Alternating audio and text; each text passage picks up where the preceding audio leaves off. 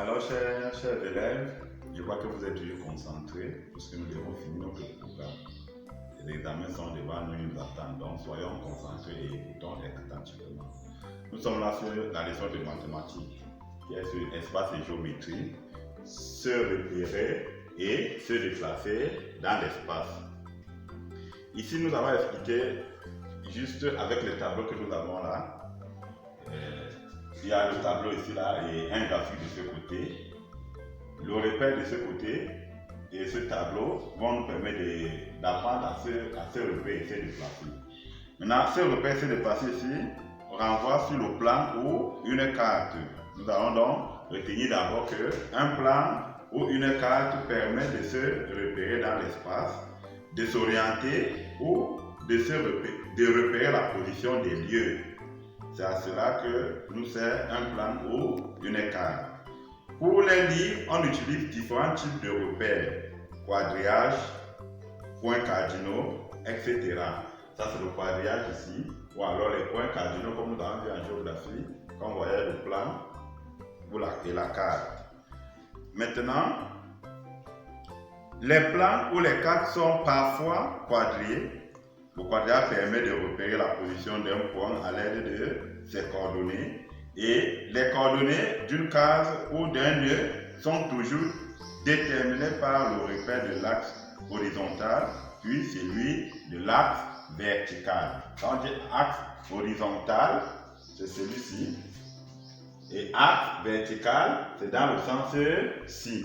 Maintenant, notre repérage ici là et déplacement va se porter en deux temps. C'est-à-dire que ça c'est de manière élémentaire, c'est-à-dire qu'on revient ici un peu comme à la philo-CP où on nous apprenait à codifier les déplacements des objets dans le quadrillage. C'est de ça qu'il est question.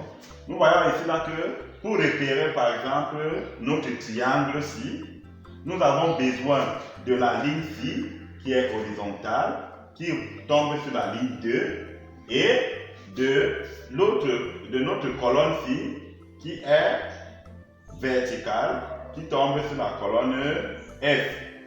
Donc pour repérer notre triangle, nous allons tout simplement dire que notre triangle se trouve dans la case 2F, ou alors F2. C'est-à-dire que notre triangle se trouve sur la case, comme on peut noter comme ceci, F2.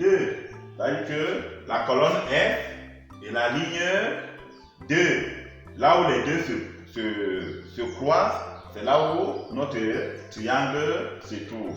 C'est comme ça qu'on apprenait à codifier les déplacements quand on était au niveau 1, ça a été à la CP et au CP. Même celui qui est en bas là, c'est la même chose. Ici là, ça concerne les cases, mais là, c'est nettement sur les lignes. Nous voyons qu'il y a la ligne 3 et la colonne 2, D. Là où les deux se croisent, on dit que notre étoile est sur la colonne D et la ligne 3. Donc, notre étoile a pour coordonnées aussi D3. Alors que l'autre ici c'était F2.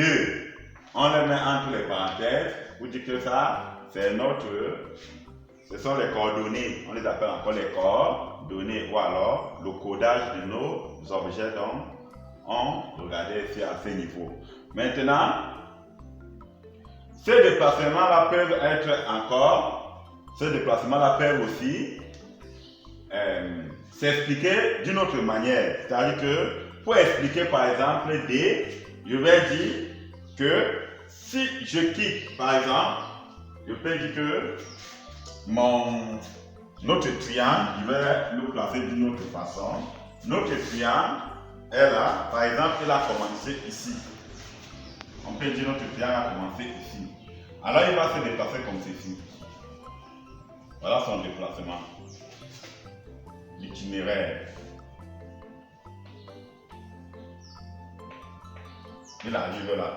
Alors, on peut bien l'expliquer en disant notre triangle se déplace de la case A5 à la case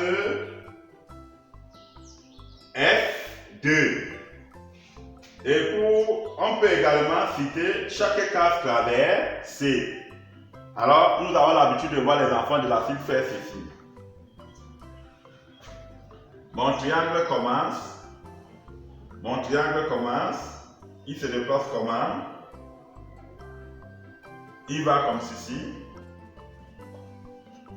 Combien de fois? 1, 2, 3, 4. Je mets là 4 fois. Maintenant, il monte combien de fois?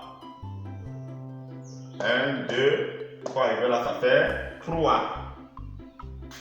Voilà comment on peut aussi le coder. On a vu les enfants de la faire ça. Il met la flèche comme ça, il se dit qu'on se déplace comment. Parfois, vous les voyez faire la flèche, il met comme ceci, il met une fois, il met comme ceci, il met 2 fois. Ça veut dire qu'en se déplaçant horizontalement, il a traversé une case. Maintenant, verticalement dans le sens du bas, il a traversé 2 cases. Il peut encore revenir peut-être 3 cases et enfin il monte peut-être 5 cases. Voilà comment on code les déplacements.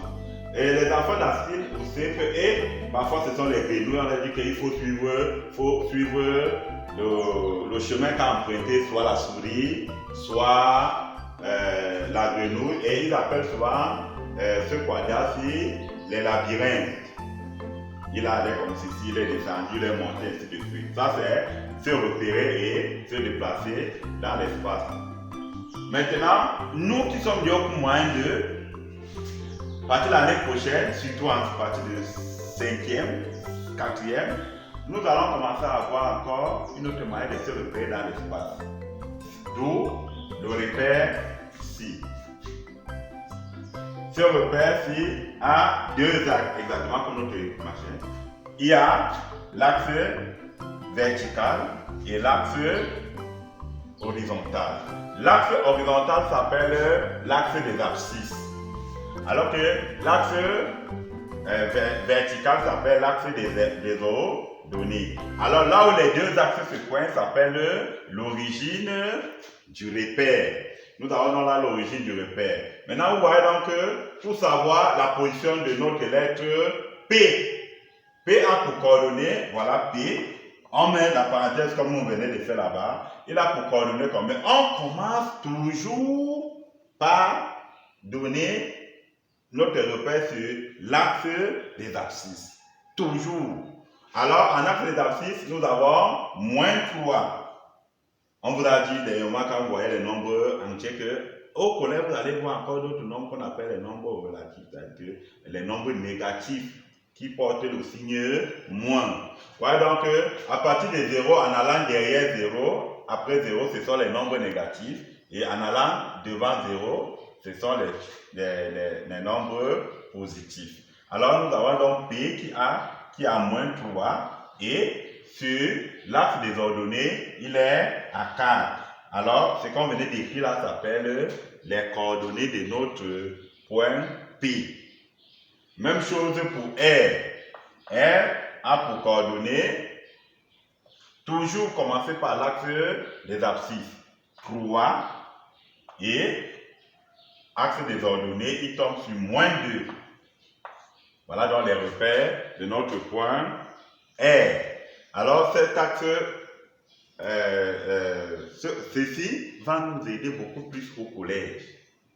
Parce qu'on aura besoin, on va commencer à voir les équations de droite, ici, représenter cela. Et ça, on peut te donner les points comme ça, tu représentes jusqu'à sa forme une figure géométrique. Ça peut être le triangle, ça peut être le rectangle, le carré, etc.